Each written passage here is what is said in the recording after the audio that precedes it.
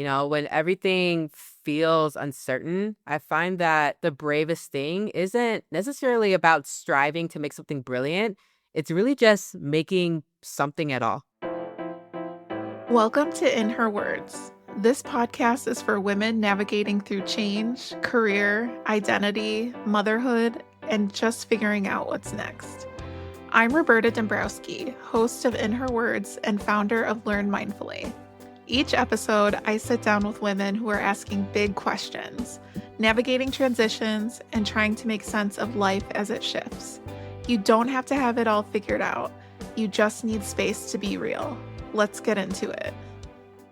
With me today, I have Vivianne Castillo. She is a multidisciplinary creative org cultural strategist and the founder of Choose Courage Inc., a platform where leaders and entrepreneurs come to grow through coaching, storytelling, and bold conversations. I am incredibly fortunate to be part of this cohort, the program going on right now. So yeah, I'm sure we'll dive all into it, but welcome Vivianne to In Her Words.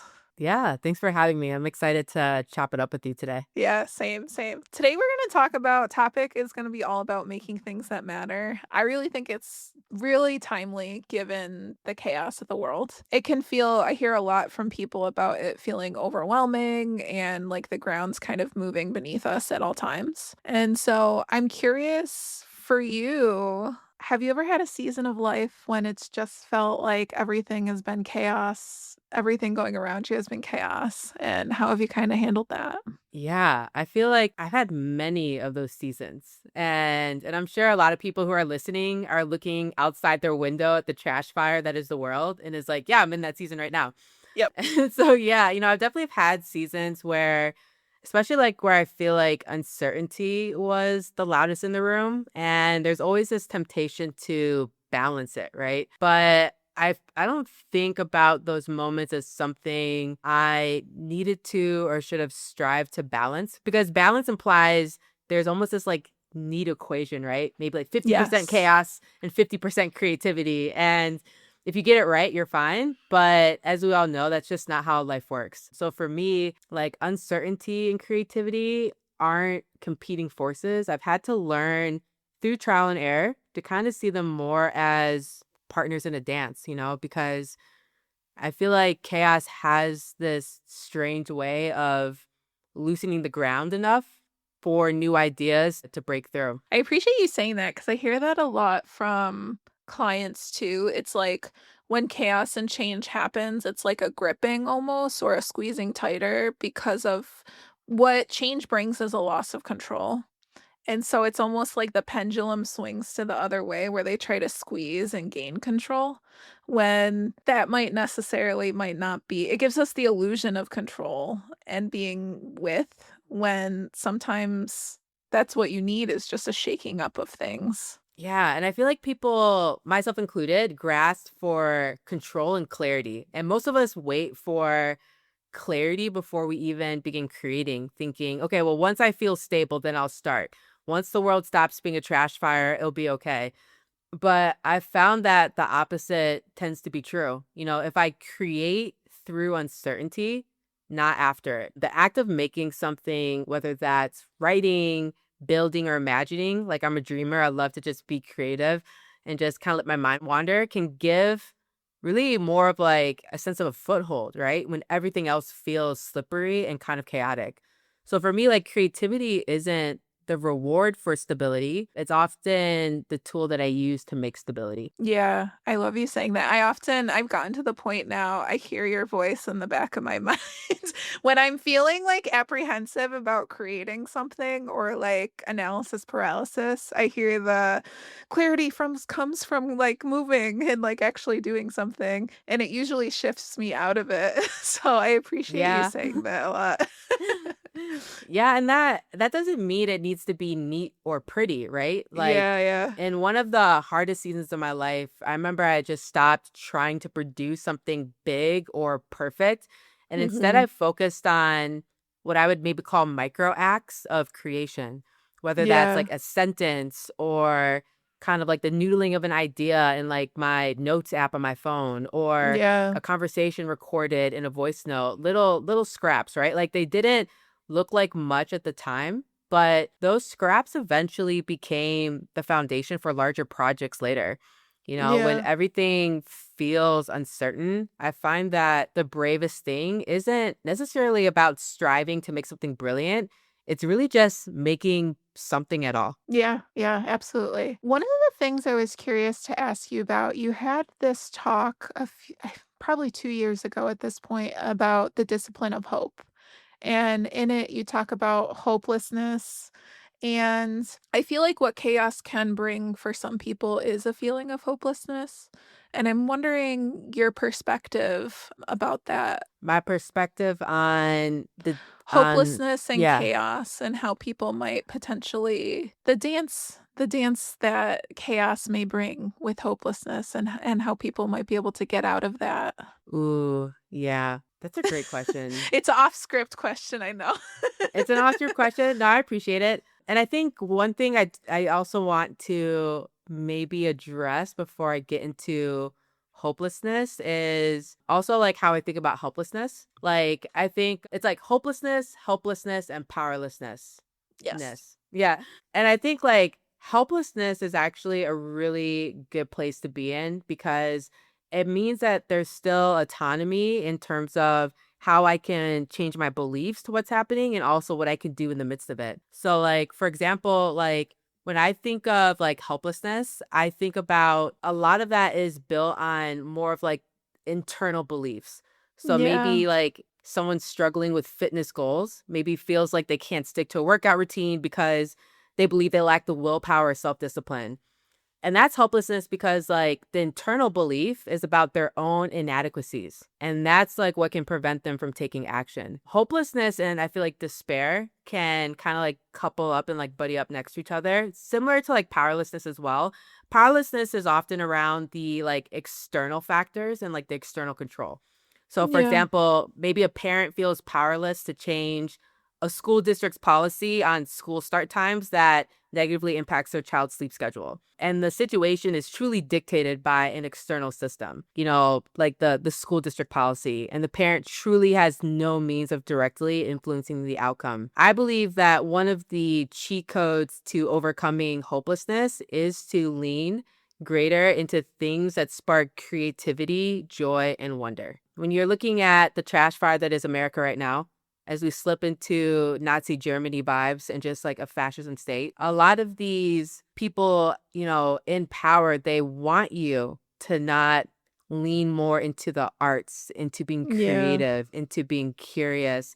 Because when you destroy those things, the ability to be creative, the ability to cultivate joy, to have wonder, then you're able to douse out your ability to hope, which is essentially how do I imagine something different than my current reality? And so I have found like when I have been in like truly like my darkest hopelessness, despair, dark night of the soul seasons, even small things like engaging in like an adult coloring book where it's like, the complicated shapes and the patterns and you're just kind of just going with it. I'll often listen to like an audiobook or just listen to like classical music and just kind of let my mind wander, right?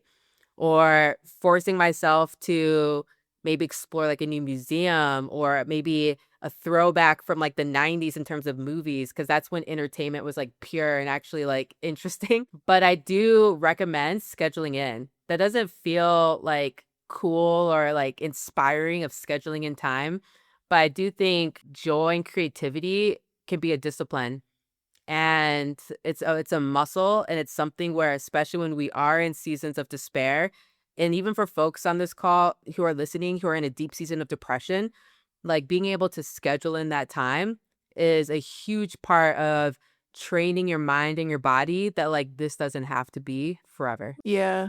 I really appreciate you saying that because it's funny. I love the word discipline. I use the word ritual a lot and it's similar, but it's a habit that you have to get into. I talk a lot about gardening. I know that we've talked about it before, but it is like that's my practice when I have like the dark night of the soul moments. It's like it's how I nourish myself and planting seeds. And it really is a metaphor that I use of something growing. And I find that in times of chaos, it is the creativity, it's the nurturing of ourselves, of things around us. Like even just getting out of bed, planting seeds of a plant or watering something and then seeing that take hold can be really fortifying for people. I'm curious for folks who are in the Nazi Germany, just world chaos of the Americas right now, of what's happening, how can they discern what's important to them when life is so chaotic?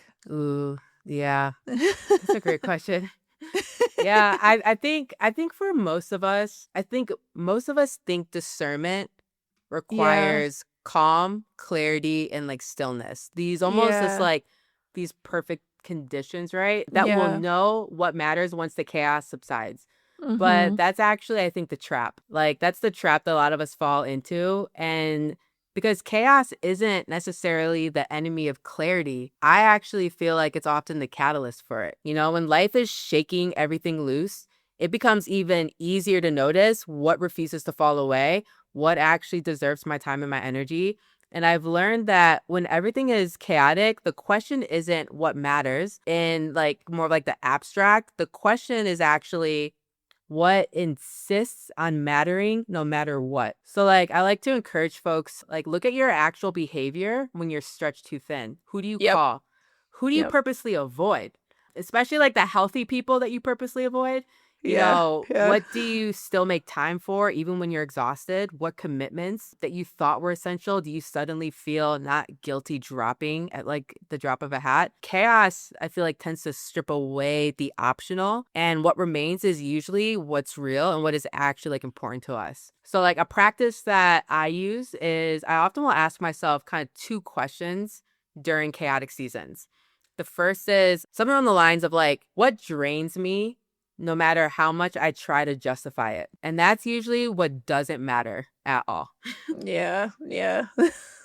And the second question that I ask myself is what energizes me even when it's inconvenient? Mm, And that's usually what matters. What matters is rarely this like long to-do list, right? It's usually shockingly just like a few things. And chaos, I yeah. think, can clarify not only by giving us those answers, but by exhausting our capacity to maintain some of these illusions. I agree. Yeah, this takes me back to I once had a manager who I was really lucky. He has his PhD in positive psychology. So like literally I had a coach as a manager all the time. It That's was amazing. best. And he always would say that like when we are stressed, we go back to our default modes of coping. And for me, it was always like I go under a rock and I shut out things. And like you're talking about, I shut out things that stress me out. So the performing of having to show up for meetings that I didn't want to be in, all of those things, I'd be like, I don't have time for it. I'm just like me, myself, my family, gardening, cooking. That's it. That's what I want. And so that would always point me to what mattered the most. Yeah, that resonates. I feel like I have had to learn to remind myself, the adult version of myself, that unlike where I was as a kid, I don't have to endure anymore. Yeah. Growing up in a home with like emotionally unavailable, like not present parents, growing up in a home with a parent who was a narcissist, and I mean like an actual narcissist. I think a lot of people actually don't understand what that's like to be with a narcissist. And, you know, and the ways that I had to learn how to survive and to maybe dim my needs, to not clearly articulate what do I want and need in certain moments, to not give space to difficult emotions. As an adult, I remind myself, like, I'm not a kid anymore. Like, I don't have to endure that anymore. Like, I now have options and tools and other resources at hand. And so I know that's something like I've had to work through in my own healing journey. Yeah, yeah. I'm sure many listeners as well, and many of your clients too of Choose Courage because they're creating. The people you work with are entrepreneurs and they're creating. And I think a lot of culture and workplaces are about endurance and hustle. And so I'm curious if you could tell us a little bit about how you might be supporting folks through your programs. Ooh, There's a couple ways I'm thinking through that. It's what you're building too. It's the things that you're making. Yeah. Yeah, I mean, I really believe that entrepreneurship can and should be a healing experience. And I think a part of that is helping people to understand the difference between kind of like extractive hyper capitalism, which is a lot of the flavor of engaging with folks that we know today, and things that are more on the spectrum of what I would call regenerative commerce. And when I think about like regenerative commerce, like for me, it doesn't just imply like sustainability, but it's also implying active replenishment of communities, of ecosystems, the nervous system. It's a signal of healing, of nourishing, of more of like a future minded approach. And I include commerce in there because commerce has existed long before capitalism did. Commerce also keeps the conversation rooted in real economic activity, sales, values exchange, entrepreneurship, whatever. But it also implies mutual benefit, unlike capitalism, which often implies hoarding and exploitation. So for me, like I when I am working with like my entrepreneurial clients, there are kind of three things that I'm looking for as signals of healing. I'm looking for them to feel less afraid. I remember leaning more into my entrepreneurship journey. Someone had asked me, how do I know I've been healing from corporate and just my hyper capitalistic experiences? And I was like, I'm less afraid. And as someone who's probably known to be a little bit more bold and like outspoken, I don't think I realized how afraid I was. So for me, it's about being less afraid, helping people trust their gut again, because a lot of times we're questioning and contorting ourselves in terms of what we should trust and how should I shape this so someone else will trust me more too. But it's really about how do I restore my relationship to, how do I help others restore the relationship to their gut? And in doing so, being less afraid, trusting your gut more, helping people be more creative. And if there's like a simple way I can boil down really all of my client and coaching work, from entrepreneurs to executives, it's helping people experience those three things. Yeah, I love that. I have to say, like, I don't want to turn this into a sales pitch for your program, but I'd say like no, I'm in the program now and I always say like I've been trying to make this thing like one foot on the gas, one foot on the brake. And I feel like the program has been really transformational in terms of trusting myself again and like unlocking the things that I've been spinning on. So yeah, I would say like if you haven't already, check out Vivianne's program. It's an awesome space to be in. So yeah. Awesome. Thank you. Yeah. I appreciate that. Yeah, for sure. One thing you said is your hope is to help people trust themselves again and with through the work. And when we talk about building things that matter, I think a lot of people can they start to when you are doing analysis paralysis, it's like you are disconnected from yourself or you're not trusting the intuition. And I'm wondering, are there any ways or any activities or rituals that people can do to start to trust themselves again, or even give themselves the permission to, yeah, the thing that you want to build, you can build it, even if it's imperfect right now? Yeah. So maybe like what are some thoughts for folks who might be feeling stuck in like that fear and Yeah, that yeah. paralysis cycle? Yeah, I feel like maybe like the small thing I'd recommend might sound counterintuitive, but I would just tell people to stop trying to make a big move. Like when we're stuck in fear or like paralysis of that nature, we often can like shame ourselves with advice like just take massive action or feel the fear and do it anyway. But Yeah. I feel like even that pressure can usually deepen the paralysis. So my practice has been to lower the bar dramatically. So like when I feel stuck, I ask myself, what is truly the smallest, most embarrassingly doable step I could take Yeah. right now? And not like the right step, quote unquote, and not even like the perfect one, but what is truly the next crumb on the trail? Agree. And I think this practice came real for me in the winter, in the February specifically of 2023. I was in like the deepest, darkest depression I've ever been in my whole life. Like it was bad. And so thankful for just having my business partner, Alba, being able to support me, having close friends, even the strength to reach out to the texting suicide hotline a couple times, right? And one of the main takeaways from that season was like, I really just have to focus on today and like one small thing. And sometimes that can look like opening a blank document and typing one sentence for the day, and that's good. And giving myself permission to like be okay with that. Sometimes it's writing down the question that's kind of like haunting me instead of forcing an answer. Sometimes it's Yeah. just sending one text to someone I trust saying, yo, like, I'm in it right now. Like, even me and my best friend, we have this code where if one of us is struggling, we'll send the other the lifesaver emoji. Mm-hmm. And if the other person has space to respond, then they'll reach out like, hey, what's going on? Do you want to talk? But if the other person's also going through it, they'll send the emoji back. Just so at least you know, like, you're in solidarity with someone. Yeah. I'll say, like, the truth is that momentum doesn't come from big leaps. And I've learned that when things have been great. And I've learned that in, like, my deepest, darkest depression. I feel like momentum often comes from tiny shifts that remind us that we're not powerless. Because fear thrives in stasis, right?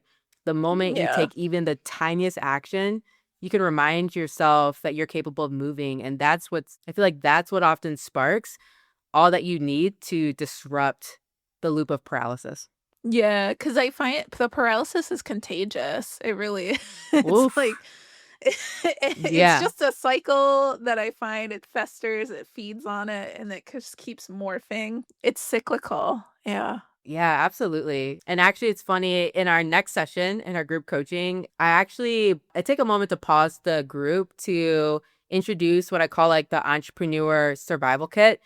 There are just moments when we're building as entrepreneurs where we just need things to help pull us out of our head and to ground us again in like our vision and what we're capable of. And so even like I have like an exercise that I do where it basically helps me to analyze what is actually true versus what is my interpretation of something that I'm seeing that doesn't have facts supporting it. Like even the other day, like I'll say like I don't get into comparison cycles a lot, like rarely. But last week I found myself in one. And I was on this person's LinkedIn page. Like, what a terrible place.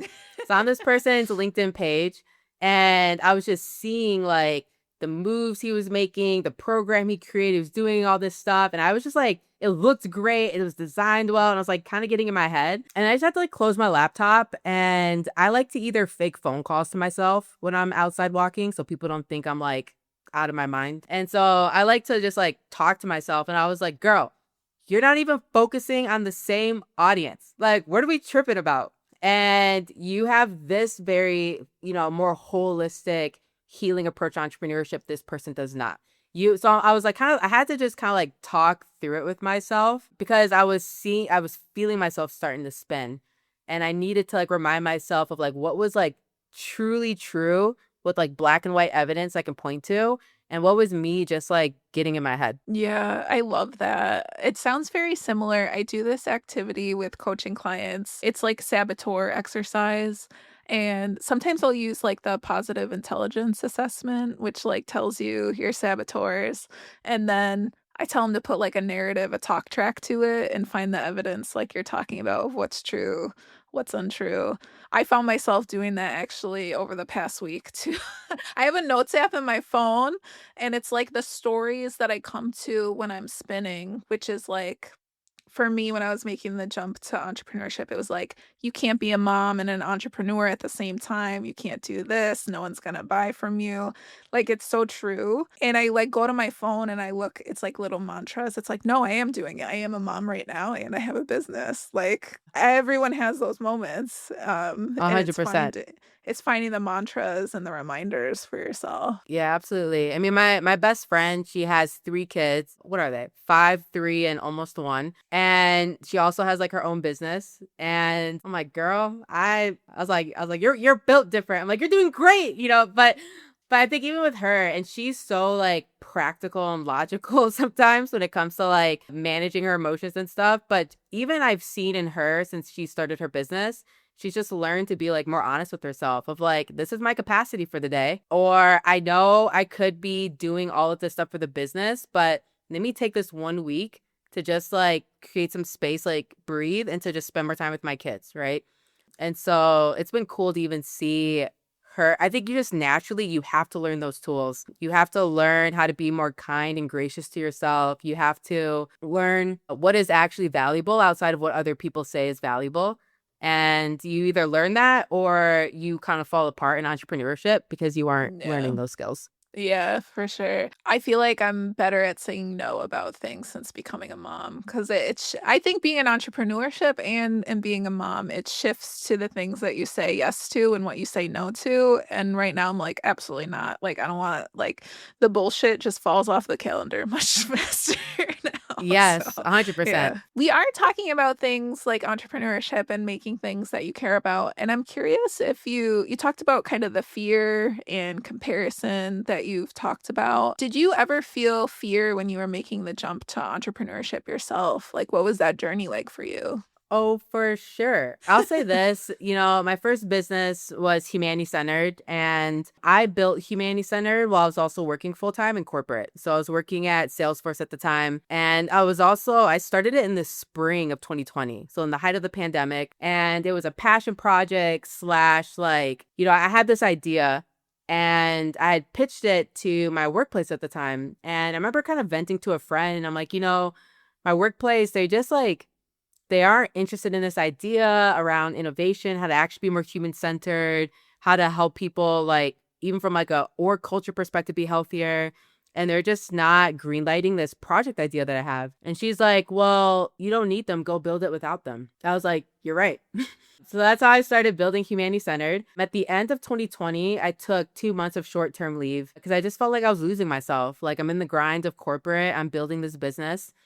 And I could fast forward through the story of this leave, but basically on the other side of it, I knew that I couldn't stay in corporate. I knew like I had to leave. And the kind of turning point for me was I was watching Judas and the Black Messiah. Such a good movie for folks who haven't seen it. It's about Fred Hampton, who's like the head of the Black Panthers, and how the CIA and the Chicago police worked together to assassinate him. True story, because he was actually like bringing like the Puerto Ricans together, the poor whites together, all these things in Chicago. And there's this scene in the beginning where a bunch of Black Chicagoans are together and they're super excited that they're going to name this community college after Malcolm X.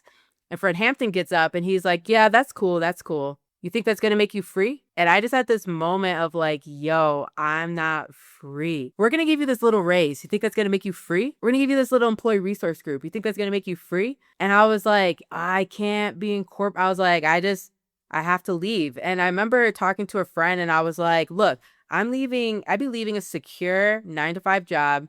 I only been at Salesforce for 2 years, but was really well connected. FaceTiming, texting basis on couple of the C-suite level folks. Chief people officer, like, pulled budget out of his budget to get me executive coaching.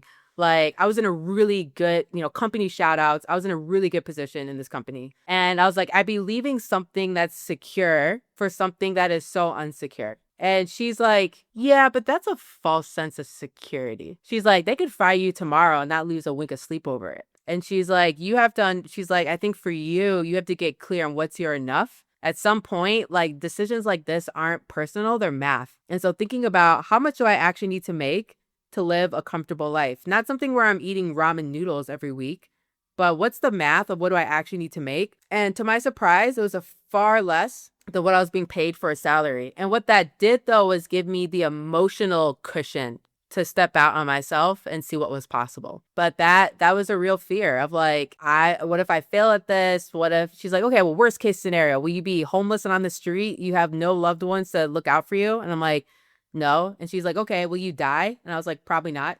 And she's like, okay. So like, what's good? I'm like, you're right. Why not? Yeah. I love that. And now is it the second business you're on now? Yeah. Third. Yeah, You have three businesses. Yeah. Yeah. Yeah. So I have Humanity Centered, which is, our FASTCO award-winning consultancy. And honestly, that's something that I'm reshaping right now. I'm actually trying to step away from that. We're winding it down to be more B2C focused, helping folks with like workplace trauma. But, in its prime, doing almost 7 figures a year, working with really big companies, big contracts. But for me, I was often creating from a place of chaos and crisis. because a lot of our work was around organizational trauma and like, equity informed practices to design and like cultural care. And I remember just having this season of like, I want to create more from a place of curiosity and wonder. And so that's actually when I started to do the group coaching, but I was doing it under Humanity Centered. So I started doing that in the fall of 2023. And it's also when I started to work with a couple good friends of mine to build Moonpaws, which is our pet astrology app for dog owners. It is the end of August right now, and that will be launching in September. So that is super exciting. And I ended up pulling out the group coaching and the executive coaching I do from Humanity Centered and putting it under Choose Courage Inc. Just because I was like, it'd be a little confusing. Humanity Centered, we're helping employers that keep their employees and be healthier. And Choose Courage Inc. is I want to help people get the F out and bet on themselves. Yeah. So yeah. I was like, we should separate it. But a lot of my mind and headspace these days are on Choose Courage Inc. and on Moonpaws such as I wind down parts of Humanity Centered and transition from that. Yeah, I love that. Thank you for sharing your journey about, it seems to me like we talked a little bit about fear being contagious and anxiety kind of being contagious. And I feel like the opposite seems to be true in your situation where it's the creativity has now become contagious for you. Yeah, absolutely. Like I publicly walked away from the UX industry last fall. And part of it was because last year I was going to a lot of different entrepreneurial kind of events and conferences. And so I'm with these different entrepreneurs, and they're so generous in terms of shooting ideas off with me on how to like resolve something I'm working through. Oh, let me connect you to this person. Oh, have you heard of this resource? And they're just operating from this place of creativity and abundance because they know that there's enough on the table for everyone. And then I looked over at UX industry land, and it was everything opposite of that. Hoarding, scarcity, look at me, all about relevancy versus maturity. People aren't as generous and aren't as gracious. And I was just like, I don't want to be in this industry anymore. I knew even when I switched into this industry that this industry was like full of crap when it came to saying it being human centered and actually caring about people. I mean, you look at Don Norman and like his public track record of being racist and sexist and all these things, but yet he's quote unquote the father of being human centered. Like, what a joke. And there's receipts for that. Like, I'm not saying that just out for of spite. so many. You could Google, yeah. you could Google this, and and like Don Norman talking crazy to me in my DMs. And I'm like, yeah, of course I'm going to screenshot this and publicly share it. Right. So like I'm coming from this industry of just hypocrisy about caring about people. And then I started to be exposed to folks who loved being creative and curious. And those are honestly the last two words I would use to describe the UX industry. So being around more of those people definitely fueled more of what was possible, more excitement. And yeah, I'm just loving this season that I'm in right now. Yeah, yeah. And I think one thing that I've noticed too is I feel like seeing your journey has given permission to other people to take the same leap. I remember when you posted very publicly on LinkedIn, like, I'm done with UX. I was like, me too. Like, and I said it for the first time. Like, I finally said it to people. I even had some folks reach out, like, hey, Roberta, you want to do like an informational interview about research? And I was like, no, like, I'm done. I'm done with this space. And I think that your transition has made it very contagious for other people to finally make the transitions for themselves too. So yeah. I love that. I hope it does. I mean, I do get messages every week. I mean, even today I got a message from one of my clients, and she's like, yeah, I'm going on leave, and I'm like taking 2 or 3 months off, and I'm going to work on kind of like betting on myself and building my next thing. I'm like, let's go. Let's do it. Honestly, like life is so short. And, as someone who has had a couple near-death experiences, like we can't afford to wait until we're old and not well to be like, why didn't I at least try? Why didn't I see what could be possible versus helping my billionaire boss go to space again and again and again? Yep, absolutely. I'm really curious. The name Choose Courage is so poignant. Were you inspired by anything? I think I have an idea, but I'm very curious how you landed on the name Choose Courage Inc. Yeah, honestly, I feel like my life motto for a long time has been to choose courage over comfort. It's inspired by this quote goes something on the lines of you have courage and you have comfort, but you can't have both at the same time. And like I even have a tattoo that says choose courage that I got in 2016. So it's something that's been very deeply like personal and embedded to me. And I think when it came to the entrepreneurship coaching and consulting and calling it Choose Courage Inc. is like, how do I help people actually challenge the status quo of how business can and should be done? How do I help people see that we don't have to follow the capitalism bros blueprint?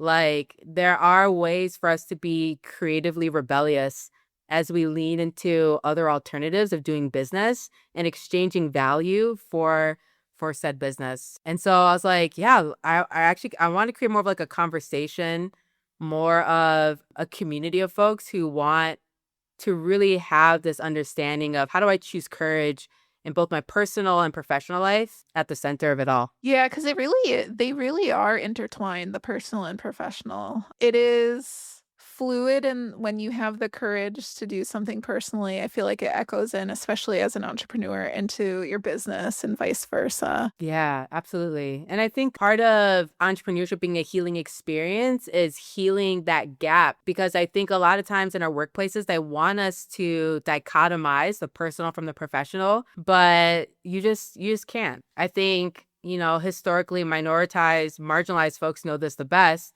but you can't just kind of separate the two. They are interdependent on each other.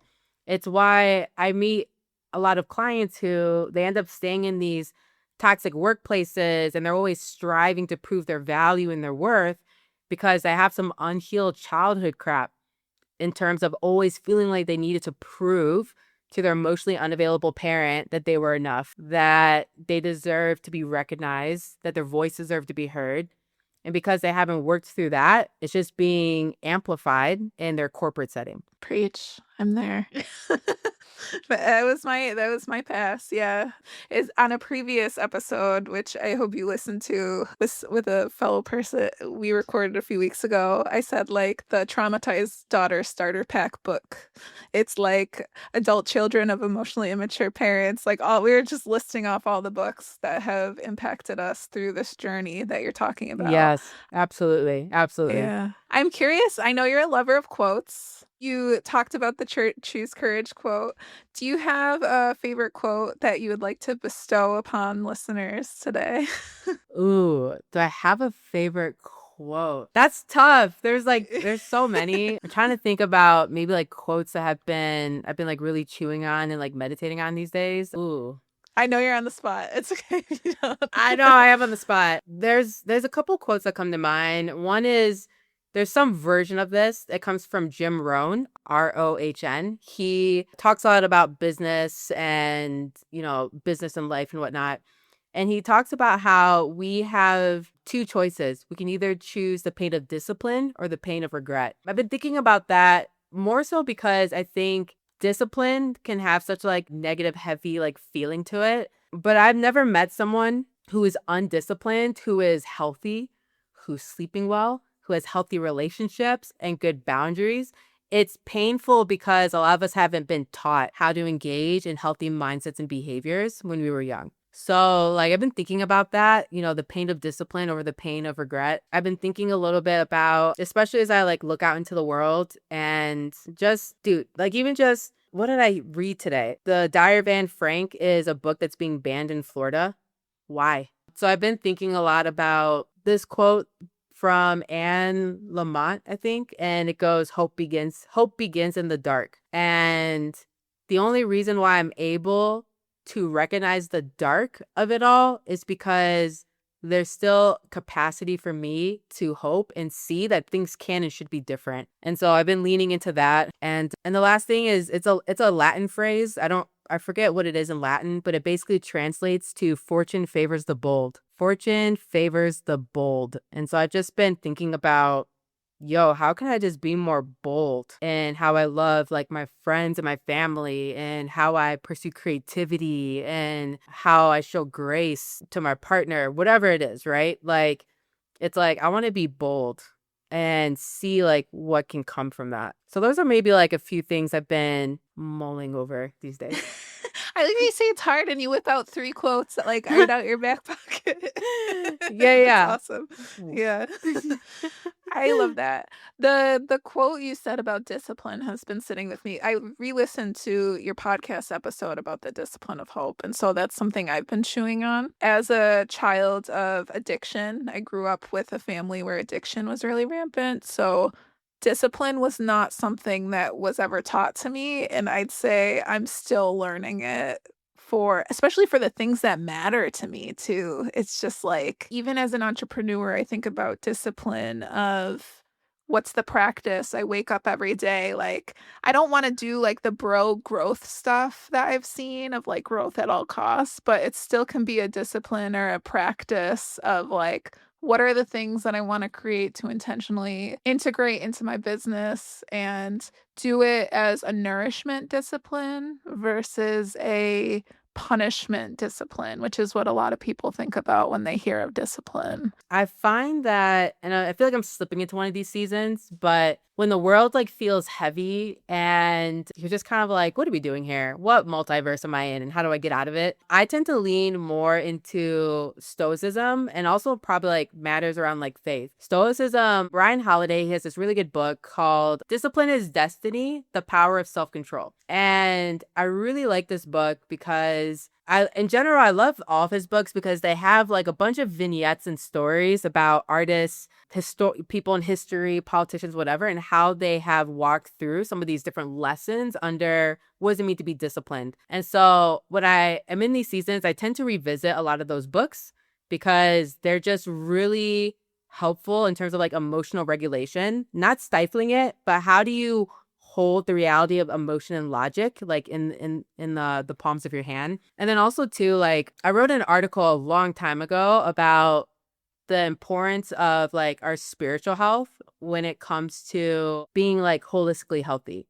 And when I'm talking about spiritual health, I'm talking about the things that give us meaning and purpose. Even counselors in the American Counseling Code of Ethics, I'm a former therapist, there is something in their code of ethics about being spiritually healthy. And when you experience spiritual impairment, you are at greater risk of causing harm to other people. And that's weird because it's not a religious group by any means, but yet even they acknowledge the importance of knowing and recognizing what gives us meaning and purpose. And so I find myself, when I'm in these seasons, wanting to lean more into nurturing and nourishing my spiritual health. For me, that's prayer. For me, it is maybe getting more involved with people who I know are of a similar faith or background. Yeah, I love that. Thank you for sharing that. I'm very similar. I have taken meditation teacher training, and so the contemplative practices usually are when the world is chaos for me, I'm like, I need to go on a retreat. I need to go somewhere else. I need to get in the garden and meditate. It's all of those things. Yeah. And I think like a lot of people, when they think about stoicism or even contemplative practices, what comes to mind is those retreats, the week long, the going out, the complete silence. And it doesn't have to look like that. It can be in the small moments when you're walking down the street. You just feel your feet on the ground. You have a little bit of quiet to yourself at the beginning of the day. So definitely accessible to everyone out there. Yeah, exactly. 100%. Well, I could literally talk to you for hours. So unfortunately, I have to shift. But for folks who want to stay connected with you, what's the best way to get in touch or get a hold of you? Yeah, I think the best way is either to slide into my LinkedIn DMs or to just shoot me an email at hello@choosecourageinc.com. I do respond to them. I do actually read all my messages. So that's probably the best way. Connect with me on LinkedIn, send me a message on LinkedIn, or send me an email at hello@choosecourageinc.com. Awesome. And we will make sure to put those in the show notes so folks can connect with you. But thank you, Vivianne, so much for your time and wisdom and just all expertise today. We so appreciate it. Yeah, thank you so much for having me. I appreciate you. Thanks for being here. If something in this episode landed with you, feel free to pass it along to someone who might need it too. You can leave a review, subscribe, or just keep tuning in. We're figuring it out together. And remember, Your story, your voice, your becoming, it all matters.